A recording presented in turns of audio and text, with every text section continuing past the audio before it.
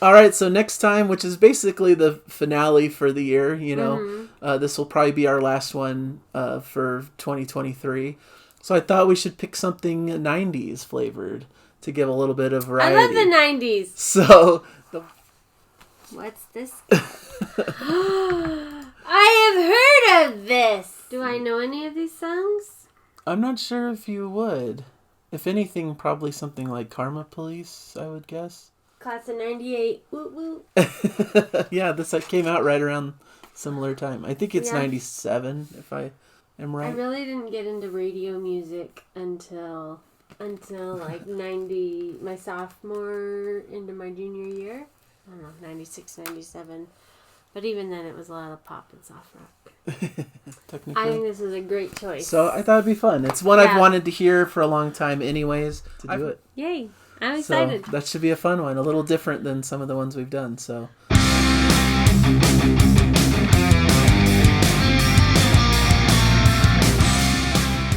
Hello everybody and welcome to Nathan on Shuffle and to our latest episode of Classic Albums 101, the show where we talk about a classic album that Jana's never heard before and we get to discuss it. But we always like to start these with a reaction to one of the songs from the album. I choose a song to react to and then we go off on our separate corners and listen to the full album and talk about it afterwards. So this is just one song reaction. One that I've chosen, and the one I've chosen, the album that we're covering is Radiohead's OK Computer from the later 90s. Oh. Thought it would be an interesting change of pace because we tend to do older, more 70s style albums, it seems. But yeah, I thought it would be cool to do something a little newer. I was listening to music at this time, but I may not have been listening to this kind of music. Yeah. I didn't really start listening to like radio play music until like mid-teens, mid-90s. Mid-90s. Yeah. Yeah. So this came out, around that time, but yeah, like you said, it may not have been the type of radio music that you'd listen to, since this is more indie, alternative, rock stuff. But thought it could be interesting, a little bit of a change of pace, and an album that a lot of people who love prog really like because it's a bit experimental, and it's doing some things that are a little bit different than your standard, just straightforward rock. So okay. We'll try Sounds good. Let's do it. So I've picked the song Paranoid Android because I think this is one of the bigger, more notable songs from the album. Maybe one of the more proggier songs. I'm guessing not. Huh. Just because, like we said, this isn't really your typical style, I think. Depends whatever came on the radio at the time. Yeah, I don't know if this was big on radio, so. Okay. It's a little bit a longer track. It's 6.5 minutes. 6 minutes. You always find the longest track on the album. Yeah. It's a prog channel, and I'm trying to placate the prog masses. That's fine. So this is the proggiest song, I think. Okay. So let's listen in.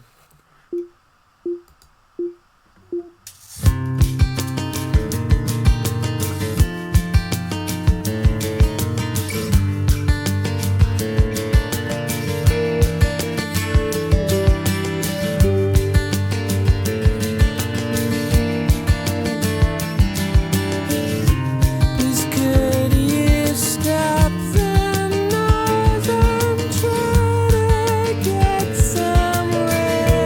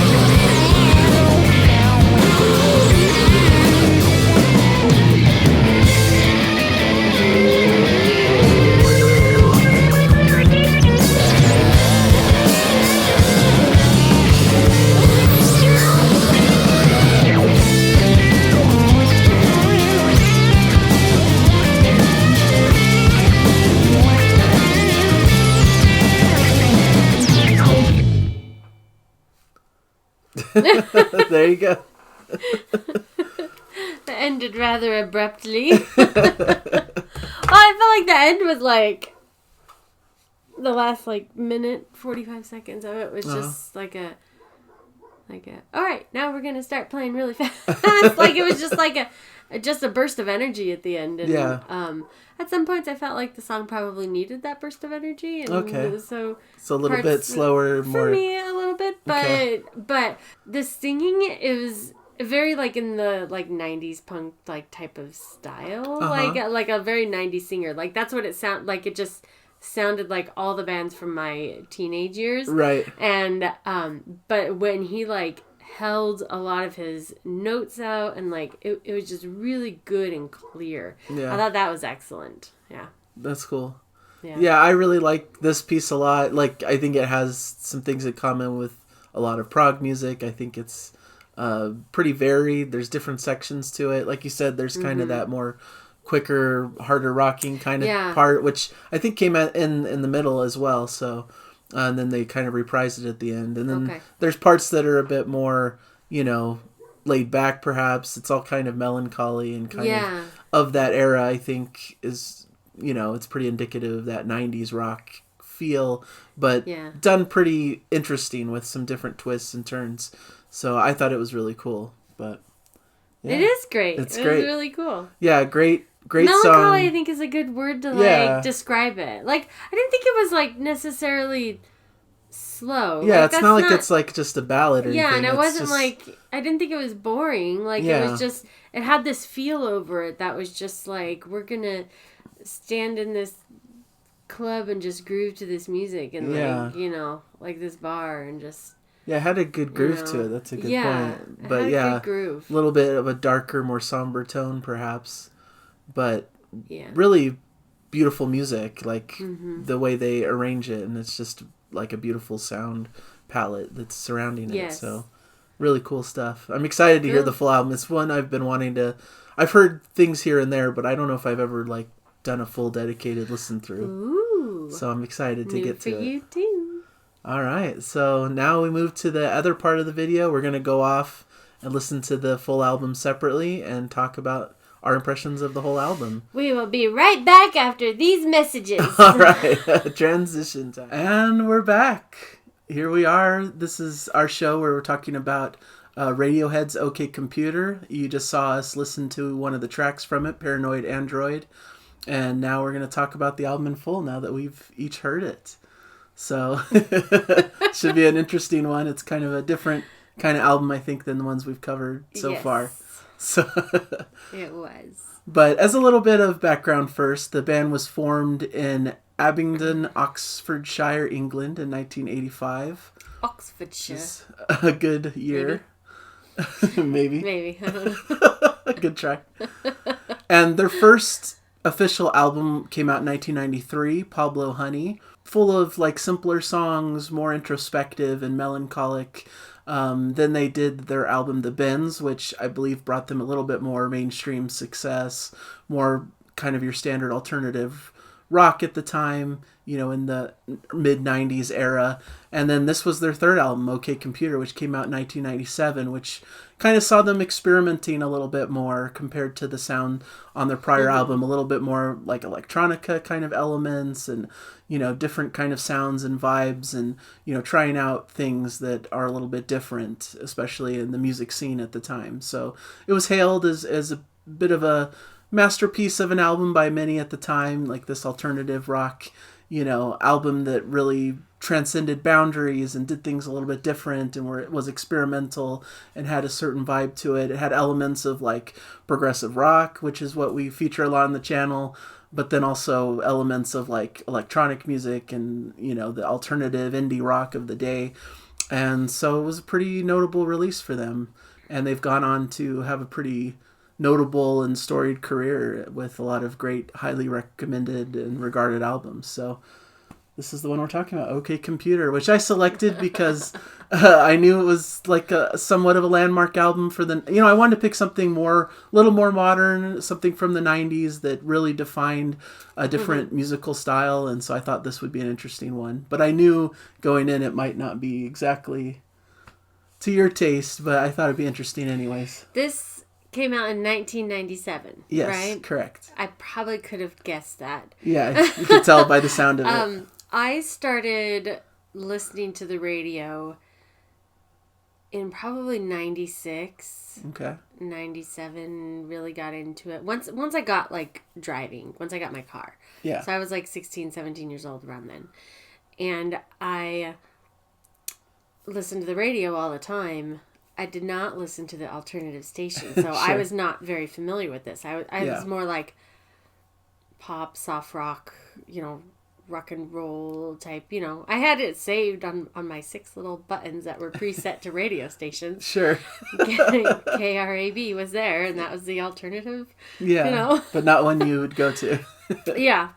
And so this type of music was a genre of music that I didn't really listen to, but I knew there were other kids in my school who did. Sure. And they would play it, or they would listen to it in their car when I was in their car, and so this had a lot of nostalgia to me. Like it had a lot of like, I am back in high school, and this is high school. This is like what I listened to, like this was surrounding me. Maybe not necessarily what I listened to, but it was surrounding me, and so a lot of nostalgia with this.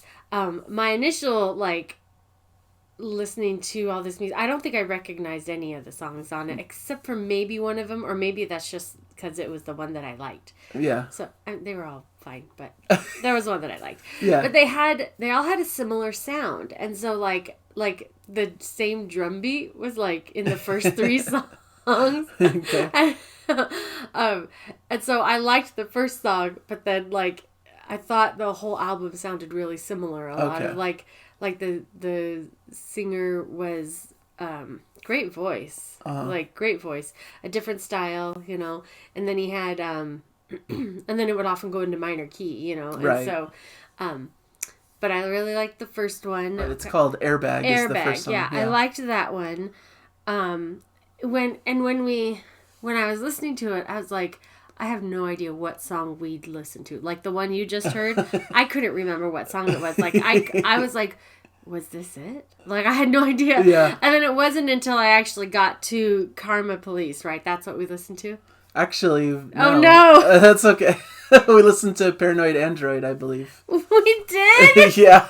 Then I have heard Karma Police before, because that was the one I recognize that one, so that's what I thought we listened to. We listened to Paranoid Android. Yeah, I picked it because it was like one of the longer songs on the album. It has a little bit of an unconventional structure and more proggy, so. Oh my gosh, I thought they all sounded pretty similar. Like the first 3 songs, I thought they sounded all pretty similar. Yeah, I mean they have a similar vibe. I'm so bad at this. No, it's okay. It's been like, several weeks since we listened to it, so. Yeah. And I think I played a little bit of Karma Police for you afterwards, because you were wondering, is there any songs I'd know from this? I'm like, well, if there is one, it's probably this one, and I played it, so. You played it, and at the time, I was like, no, I don't know this. Yeah, you didn't really recognize it. But then when I listened to it, I like, it sounded familiar to me, but maybe it was just because you played it. Maybe. But it sounded familiar to me, so it would make sense that you heard it around the time it came out, Yeah. like on the radio somewhere or something. I think it was a pretty big song at the time. Okay. So. The song that I liked the most was Let Down. Okay. Because it had more of a pop sound. Because that's just what I like. So, and I like that sound. It sounded like a little happier, and I loved that one. I thought that was so good. It was one of my favorites too. I'm just giving you all my choices now. Just go through it. And then the other one I liked was Electioneering. Okay, Electioneering, yeah. I just like the lyrics to that one. So those are my 3. Yeah, that's cool. Did I say the first one? So the first one, you said, which, Airbag, the first song? Airbag? Yeah. So Airbag, Let Down, and Electioneering were the 3 that stood out. Yes, those are the ones I liked the most, I think. Yeah. So, but yeah, a lot of like, oh my gosh, I'm in high school. Am I watching Clueless? What's going on? Yeah. Yeah, those are cool choices. I really loved Let Down as well. That was one of my choices. I thought, because it gave a cool, like, almost different vibe to the record. Like you said, a lot of it kind of stays in this kind of same pace, kind of melancholy feel. It was like a break of that. Yeah, and it was a little bit of a break. What I felt like I needed, because I felt like this album it sounded very similar, I think, across the board. It Yeah. has a style to it. And, Sure. And so I think that was like, I don't know, just a breath, you know? Which I kind of like when I'm listening to albums. I kind of like them to feel cohesive and like that they have a similar vibe, because then it makes more sense as an album than just like they threw in a random collection of songs that don't really have much to do with each other. So I think that's to this album's favor, at least in my opinion, that it has this like cohesive feel and that it runs together. It has like a theme and a vibe that runs throughout the whole record that I think makes it work as a full album and not just like, oh, this is like a collection of random songs they were working on at the time. You know, this was all meant to hang together as a piece. And I think that makes more artistic sense to me as a piece of art, which is what I consider albums when they're really, really good. I thought like themes of the sound of it was like the singer's voice. Yeah. And which I thought you might have issues with, because his voice, like, it's a great voice, but it definitely has a unique quality to it. And it might be hard to like understand some of the lyrics sometimes. I was trying to think of a word to describe it. What was coming to mind, and it doesn't feel exactly the right word, was whiny. Yeah. But that's not correct. Like it's like emotive, emo, like just kind of like just very expressive, like kind of a wailing kind of quality. Yeah. I don't know. Yeah, I had a hard time describing it. His voice, I thought there was that like the same like drum beat going through it. Yeah. Which I love a good drum beat. So I loved that and worked. appreciated that. So even though like maybe these songs weren't necessarily always my cup of tea, like I still like enjoyed like the sound of them. Yeah. And then through all of them, like the guitar sound through there's them, a lot of great like, guitar moments. Like and these distorted or something like that, like a ruined sound of a guitar. I'm not saying it correctly. That's not what I mean. But like, I think it has like a harsh sound. It has a harsh sound. Yeah, a little bit of that harshness and so those are like the sounds over the album that I was like, that's cool. Yeah, that's really cool. And so for me, just to highlight a few of my favorites, you know, I really like Paranoid Android that we listen to, because I feel like it has a bit of that proggy influence and different sections and parts to it. So I really liked Subterranean Homesick Alien, aside from being a really interesting, funny title. Yeah. You know, it's just a really cool, kind of dreamy, reverb-drenched quality to it. Some really interesting, spacey kind of feel to it, but really beautiful in its own way. I believe exit music for a film was written with Romeo and Juliet in mind, is what I've heard. And I think it was actually in the soundtrack for that Romeo and Juliet movie that featured like Leonardo DiCaprio and, you know, that more modern take on it. So I think that was over the credits or something for that movie. I saw that movie. That was a good one. That was so good. I remember we side note, we were in a bus on the way to like a band field show competition or something like that. And these girls behind us were talking about it. Like, yeah, I saw that movie. That guy's so cute. But you know what? It was so sad. I couldn't believe it. And we just started laughing. Yeah. They didn't know Romeo and Juliet. They didn't know Romeo and Juliet. I'm like, okay. Yeah, it's not going to have a nice, happy ending. Yeah. And then I like the last few tracks of the album were really good to me. I like No Surprises, which is the other somewhat of a hit from this album also. Brighter sounds, acoustic guitar. It's a really nice melody. And then Lucky and The Tourist, to close it out, are tracks that take a little bit more time. They're more Pink Floyd inspired. Some really great guitar work in those, a little more moody and haunting in their textures. You know, not as much of that rocking vibe that some of the earlier tracks have.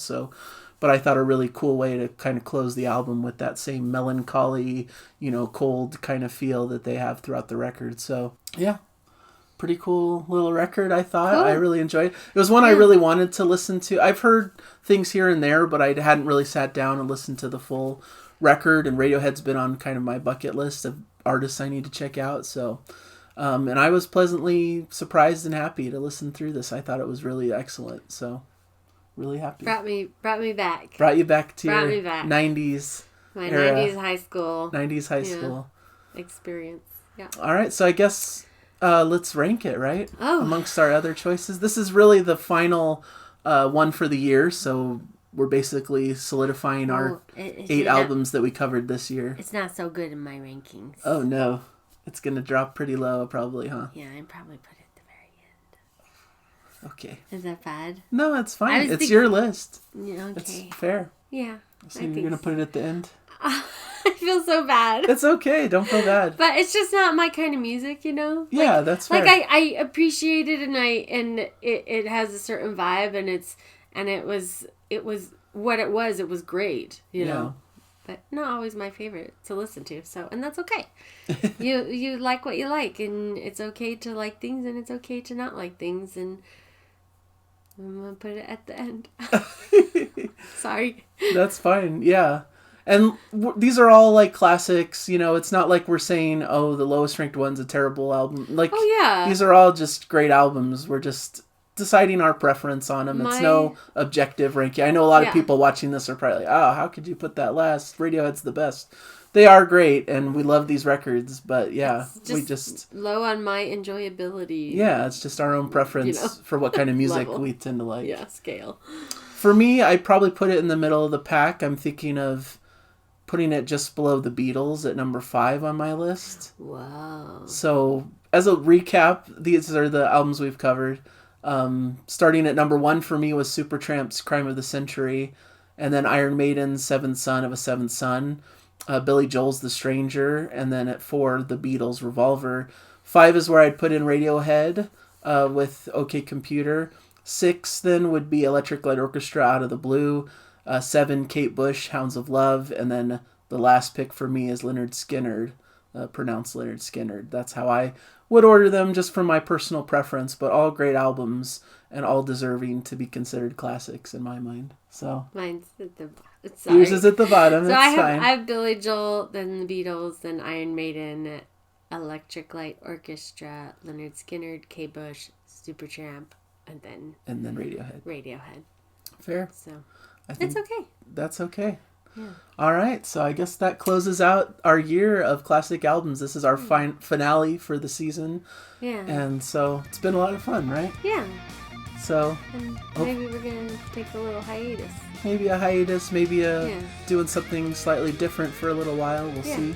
Kind of like thinking and mulling over new ideas. So we'll see what that brings in the new year. So thank you guys for joining us through these episodes. I hope you've enjoyed them throughout the year. And let us know in the comments what your favorites were from classic albums, or your thoughts on Radiohead's OK Computer. Just anything would be much appreciated. And thank you for all your support this year. Happy holidays. Bye, everybody. Enjoy the music.